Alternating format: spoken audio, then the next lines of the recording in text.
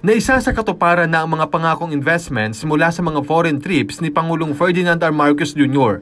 Dahilan para maisulong ang posisyon ng Pilipinas bilang nangungunang investment destination sa Asia para sa mga banyagang negosyante. Yan ang sinabi ng Department of Trade and Industry o DTI kung saan nakapagtala ng higit 72 billion US dollars sa halos 150 projects. Sa bilang na ito, 46 projects kasama na ang 14.2 billion US dollars ay naisakatuparan na. Ibig sabihin na kumpleto na ang mga proseso para sa pagpaparehistro ng mga proyekto. Ang mga investments na ito ay sa iba't ibang sektor gaya ng manufacturing, IT, BPM, renewable energy, infrastructure, transport and logistics, agriculture at retail.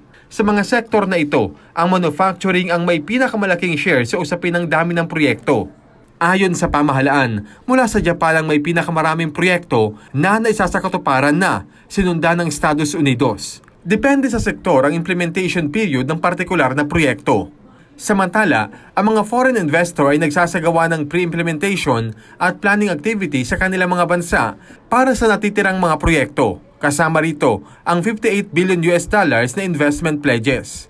Para mapabilis at mapasimple ang proseso ng pamumuhunan, ang gobyerno ay una nang nagpatupad ng policy initiatives tulad ng Executive Order 18 na naglikha ng Green Lanes. Aprobado ito ni Pangulong Marcos noong Pebrero ng nakaraang taon.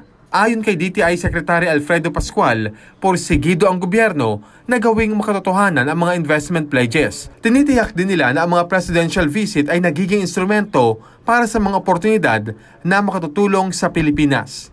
Alan Francisco para sa Pamansang TV sa Bagong Pilipinas.